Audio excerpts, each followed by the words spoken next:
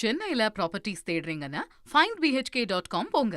Matching ப்ராப்பர்ட்டிஸை AI உங்களுக்கு suggest பண்ணும். கடந்து வந்த பாதையும் பார்ப்போம். இப்போ திரு விஜய் அங்கே போகும்போது அது பரபரப்பு தலைப்புச் செய்தியாகிறத பார்க்கிறோம். வேறு யாரெல்லாம் விசாரிக்கப்பட்டிருக்கிறார்? நம் நினைவில் திரு ஆதவர்ஜுனா, பொதுச் செயலாளர் புஷி ஆனந்த், இவங்கெல்லாம் விசாரிக்கப்பட்டிருக்கிறாங்க.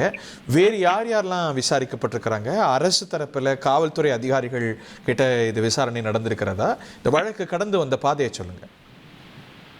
ஏற்கனவே இந்த விசாரணை என்பது டெல்லி சிபிஐ தலைமை அலுவலகத்தில் சாட்சியங்கள் என்பது தொடர்ந்து பதிவு செய்யப்பட்ட நிலையில் இந்த வழக்கில் குற்றம் சாட்டப்பட்ட நபர்களாக உள்ள அக்கட்சியின் மூத்த தலைவரான நிர்மல்குமார் மற்றும் அந்த கரூர் மாவட்ட செயலாளர் மதியழகன் ஆகியோரிடம் ஏற்கனவே சிபிஐ விசாரணை என்பது நடத்தி இவர்களிடம் சாட்சியத்தை பெற்றுவிட்டது.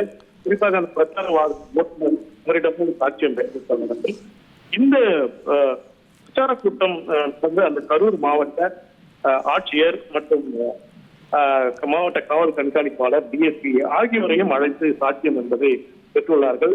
இதில் பரஸ்பர குற்றச்சாட்டுகளை அவர்கள் பதிவு செய்து அந்த சாட்சியங்களாக யார் சொல்வது இந்த வழக்கில் மிக முக்கியமாக சாட்சியமாக ஏற்றுக்கொள்ள வேண்டும் என்பதை சட்ட நிபுணர்களுடன் சிபிஐ அதிகாரிகள் அந்த சிசிடிவி காட்சிகளை வைத்து பல்வேறு ஆதாரங்களை அவர் ஏற்கனவே களத்தில் சென்று திரட்டியுள்ள காரணத்தினால் இந்த வழக்கில் மிக முக்கியமாக இன்று தாவேகா தலைவர் விஜய் அளிக்கக்கூடிய சாட்சியம் என்பது முக்கியமாக பதிவு செய்யப்பட்ட பிறகு நாளை மறுதினம் மீண்டும் இந்த வழக்கில் முன்னாள் அமைச்சர் செந்தில் பாலாஜியும் சாட்சியம் அளிக்க உள்ளதால் அந்த சாட்சியமும் மிக முக்கியமான சாட்சியமாக பார்க்கப்படுகிறது.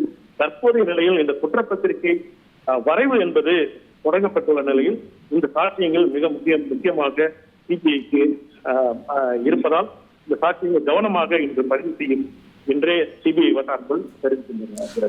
சென்னையில ப்ராப்பர்ட்டிஸ் தேடுறீங்கன்னா findbhk.com போங்க. மேட்சிங் ப்ராப்பர்ட்டிஸை AI உங்களுக்கு சஜஸ்ட் பண்ணும்.